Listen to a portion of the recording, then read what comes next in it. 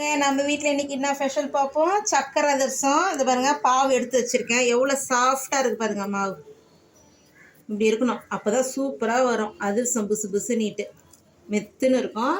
இப்போ சுடுவோமா? இதை பாருங்க, நம்ம தட்டி எண்ணெயில் போடுவோம். அது மேலே எழும்பினோடனே இன்னொன்று போடலாம். எழும்பாமல் போட்டால் ஒட்டிக்கும்.